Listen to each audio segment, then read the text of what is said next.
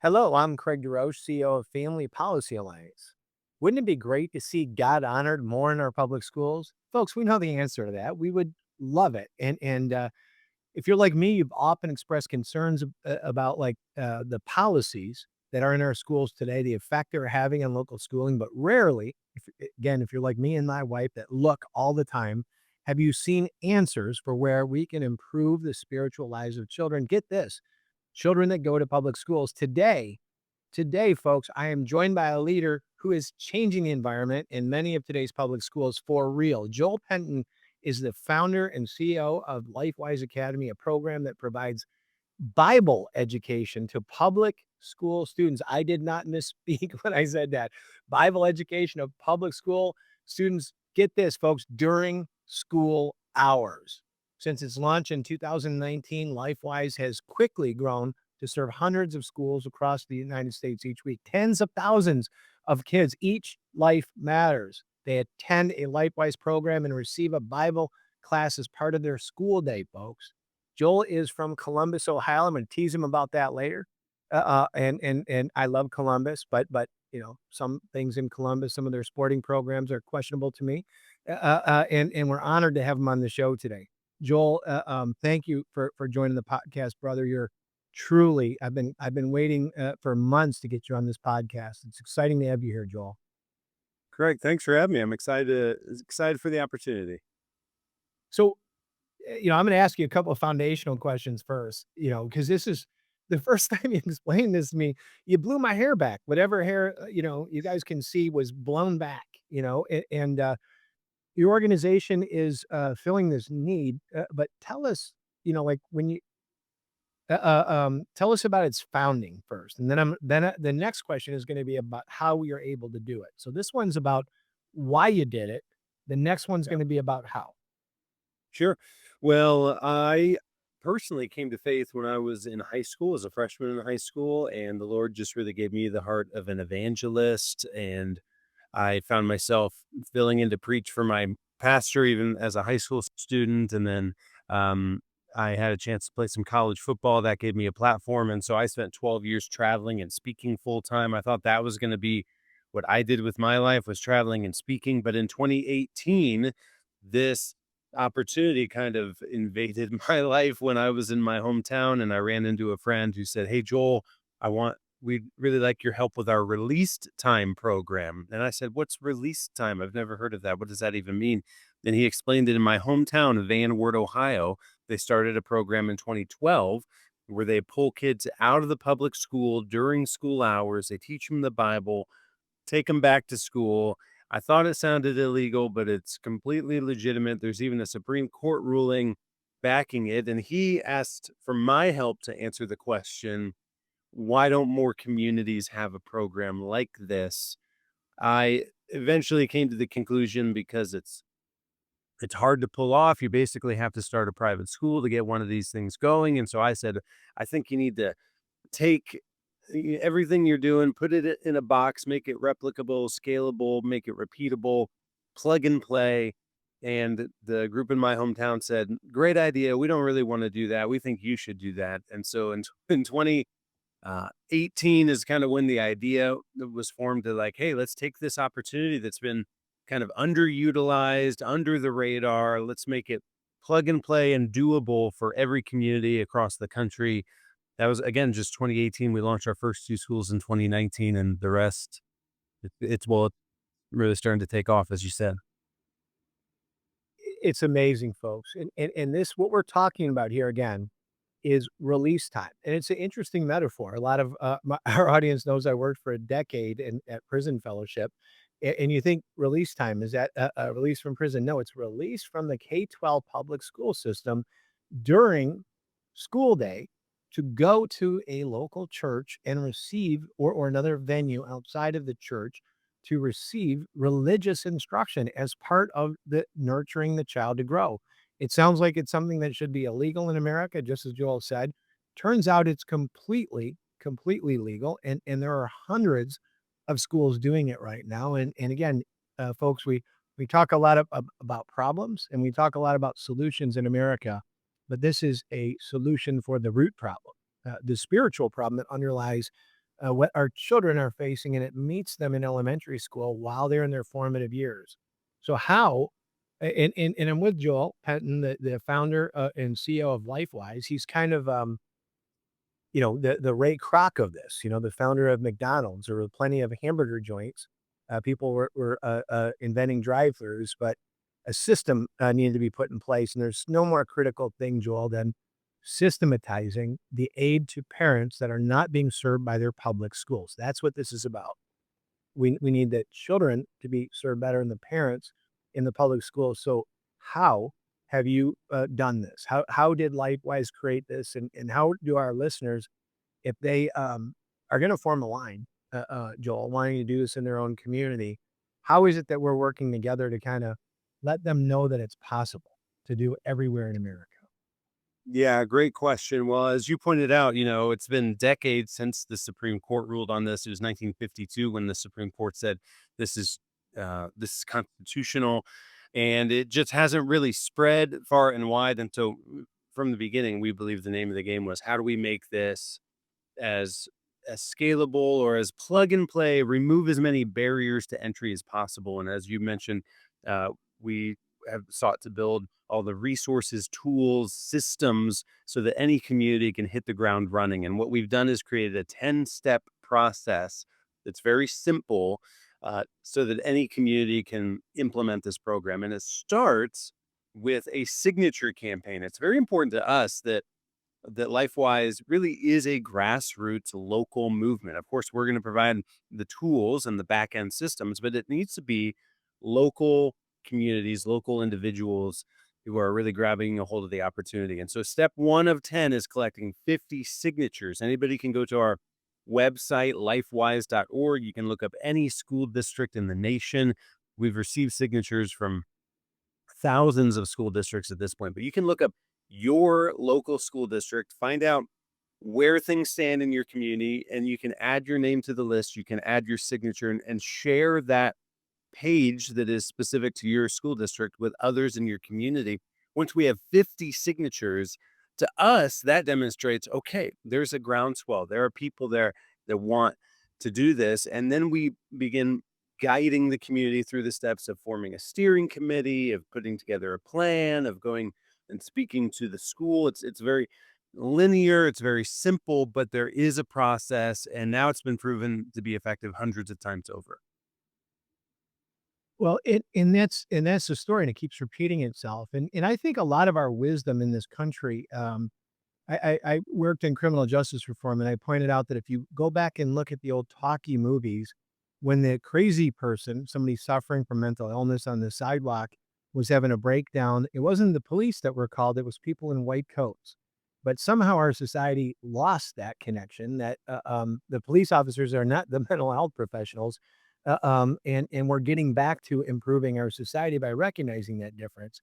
But in the schools too, you found a similar, maybe a causation correlation thing that was vacated. Our understanding of the wisdom of our forefathers. You did a survey in a state of how many churches were within 1,000 feet of a elementary school in one of the states. And didn't you find a stunning correlation, like a number of churches that were within 1,000 feet of the elementary schools already?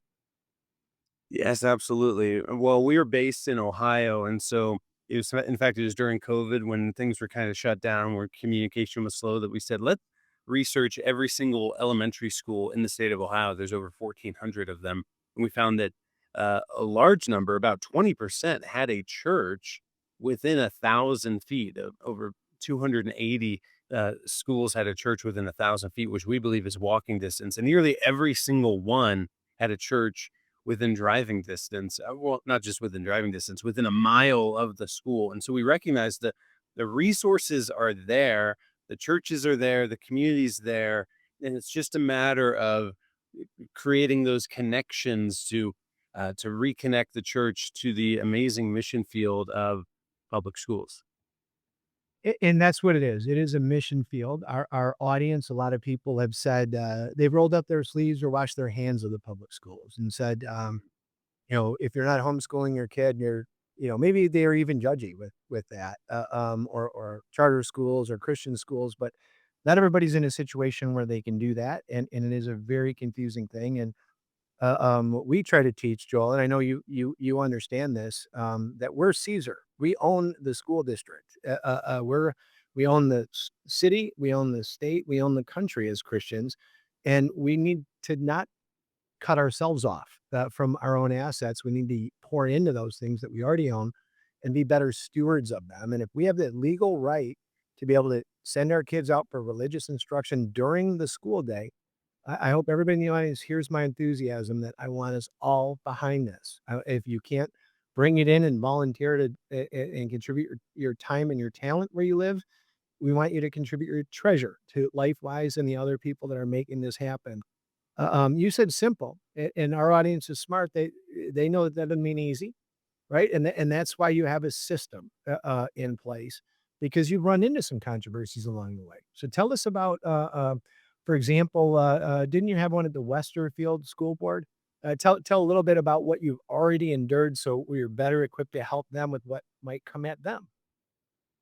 Yes. Well, I would say this that we've seen less pushback, less controversy than we had originally expected. We knew that as we're taking the gospel to public school students, as students are being released from school, we anticipated that there would be quite a bit of resistance from those who don't like the gospel, who don't like the Bible. There's been less than we thought, but there has been some. We get about 90% of the time we get school approval when we go and talk to the school and try to arrange things. But about 10% of the time, we don't get approval. And there's a school board or a superintendent who says, no, we're not going to do this. And we did have a first, as you mentioned recently in Westerville, Ohio, a program that we had set up and were successfully running for 2 years. We had hundreds of students involved. It was a very straightforward program in which students were released one time a week during lunch and recess time. And so they're not missing any class of any sort. And however, there are those who are opposed to scripture, opposed to Christian values, who went to the school board and found sympathy in the school board to basically to shut the program down. They rescinded their release time policy, effectively shutting the program down. However, in our mind, it is simply paused because one of the most critical aspects of what we're doing now is working with state legislatures to optimize release time laws to clarify that this isn't simply something that's up to the school, but it's up to parents. That it is a parental right, that if they'd like their child to have this opportunity that they can give it to them. And so, in fact, what happened with Westerville may actually be serving a larger purpose of demonstrating to the legislature in Ohio that a legislative change is critical, and we're working to see the same type of thing across the country. So in Joel Penton, we have just a person that has an anointing on him. I'm going to say that, Joel, because I see it. I see her glow, and I'm highly suspect of when the Lord does that with somebody who went to Ohio State. As a University of Michigan fan, and our audience knows that I live in the Detroit area, so I tease you about that. But Joel's personality is exactly what you think it is. He's a national champion. He'll pursue any quarterback, and they will not get away. I'm so glad that the Detroit Lions, haven't called you after Aiden Hutchinson went down, because I'd rather have you serving God in this way as much as I love my home team. But you're that good, and God has blessed you with so many talents, and that's what you're kind of taking that level of energy here for the Lord, and you're not looking back over the plow, and that's what makes this so attractive, folks. And you've written a book, and it's called During School Hours. And you talk about some of just the wonderful. If you want to see God's work firsthand, get involved with LifeWise Academy and Family Policy Alliance or Family Policy Councils. We'll talk next about them, but tell us about your book first and some of the anecdotes and the stories that you share in it. Sure. Well, as you mentioned, it's the book's called During School Hours. Why and how LifeWise Academy is reinstalling religious education into the public school day. And really, the book is meant to simply clarify and amplify this amazing opportunity that has been under the radar. We have recognized for quite some time that the greatest obstacle we face is that people simply don't know that it's possible to provide Bible education to public school students during school hours. And so we're doing everything we can. We're doing podcasts, we're doing, various interviews. We have our own promotional materials, of course. And then we also, to that end, produce this book during school hours. And as I said, it really has that kind of two parts. Why this is so critical. We talk about a little bit of the history of how the Bible, as we all know, was systematically removed from public education. Talk about the disastrous effects that that has had on the lives of students, and why it's so critical to reinstall it because of all the positive effects of providing a Bible education to students.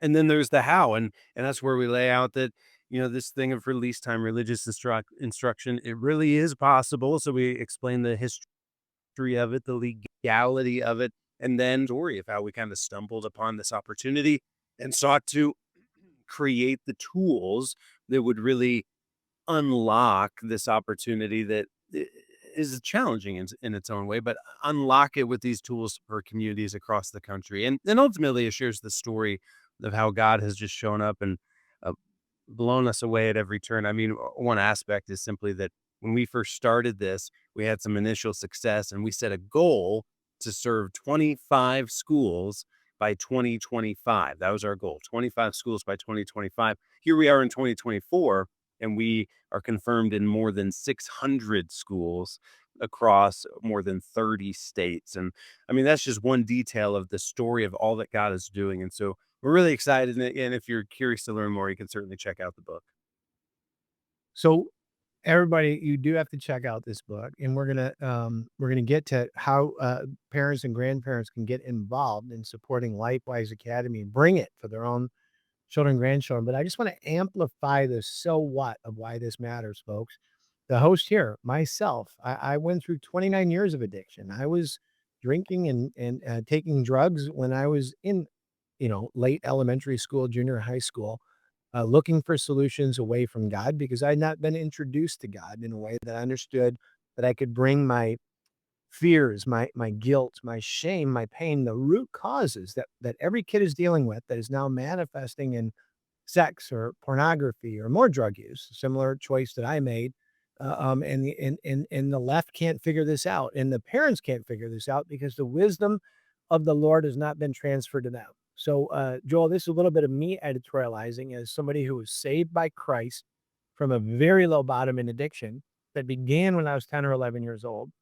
And I had the privilege of living through that and being relieved of it from God. I learned about Jesus Christ in a kids class that had a metaphor of rocks in a bag that taught me that fear, guilt, shame, pride is a big one for addiction, and we have a month named after it to celebrate it here in America. That I had to overcome those root problems because those were my problems. Drinking alcohol was my solution.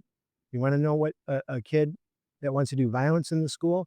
That's his solution, not his problem. The kid who is thinking about changing his gender or dress in a different way, that's not a problem to the kid. That's what they think their solution is.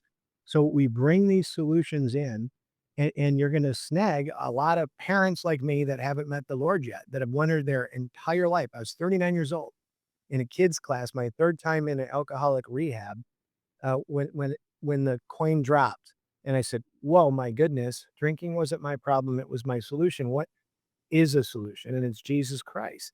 And I was willing to open my eyes and my ears and learn about that. So it's not just about our kids, it's about bringing our communities back together and in a restoration and a revival here in America. That's my editorial from FPA. That's what we believe it is. We have 40 state organizations that are champing at the bit to get behind this, folks. Our state organizations, this is a local effort. Please, this is not something that you just, you hear about and say, nice job, and like it on Facebook and move on. We hope that you will actually contribute your time, talent, or treasure where you live. So, Joel, tell people how they can do that, how they can find you and they can raise their hand and start participating in this. Yes, thank you so much, and I appreciated uh your comments. And at one point, you just said that there's a lot of parents who aren't connected, who are far from the Lord, who are enrolling their students. That is so true. That we there's a huge swath of our communities that have a curiosity and openness, a fondness, maybe even fond memories of the role that church or Bible played in even their upbringing, but haven't connected their families. And LifeWise is certainly a way that we're seeing families get reconnected and plugging in their local students. And so, anyway, just appreciated that. How local communities can get involved if you're listening is through our website. That's the best way. And there's all sorts of ways you can learn more there. There's videos, there's case studies, there's documents you can read about the impact, and we even have a third party independent study that shows how attendance goes up and behavior improves and all those things. But before you leave, please do one thing, and that is find your local school district. Again, there's a 10-step process to get these things started, and you can look up your district where you live and find out where is your district on that 10-step process. Maybe there's already people in your community that have begun working on it. Maybe there's already a steering committee. Maybe they're already at another step in the process, or maybe you're at step one and you need to gather signatures. Again, we just give the tools, we just give the templates, we just give the systems. It's local individuals like yourself that step up, that raise your hand.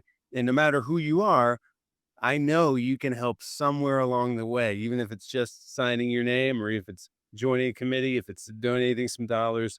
Go to lifewise.org. That's LifeWise.org. Find your local school and get connected.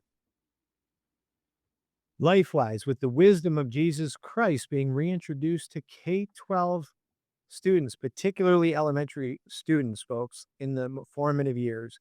If you thought that this was 50 years away and we needed a Supreme Court ruling or a Congress and a president to line up with 60 votes in the Senate, we do not.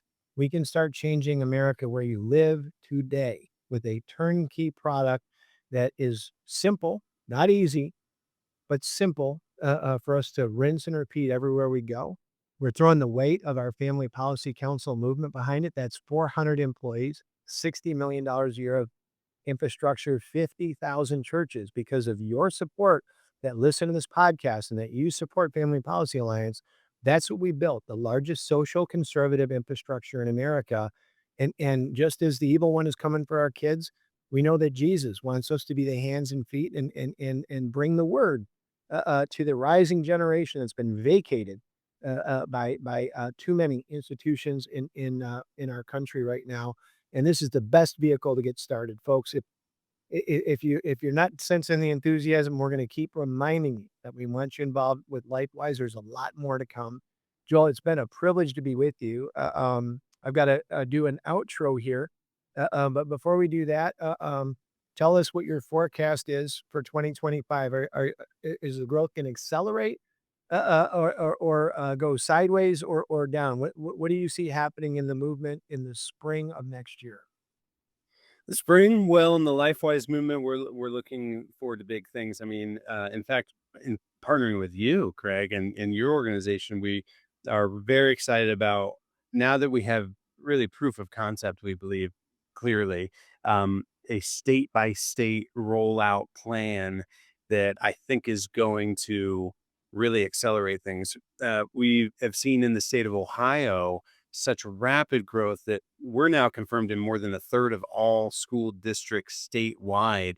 And it's our intention and our prayer and our hope to see a similar type of exponential growth state by state across the country. And so, yeah, we couldn't be more excited. Thank you so much, Joel. And that's what I wanted you to get in, folks. This thing is a rocket ship that the Lord is providing the fuel for. And the fuel includes us, our time, our talent, and our treasure. And we want to help organize you toward that end. But for right now, I have to put a plug in because we want you to organize ownership over your public schools, your state, your federal government by participating in this election. This is a civics lesson here, Joel. I'm not going to be telling them who to vote for. I'm saying that I want to remind you to vote in our Christians Engaged product. If you're with the sound of my voice, here you can click on Christians Engaged from our homepage or go directly to Christians Engaged. Get a reminder, take courses on how to vote safely where you live.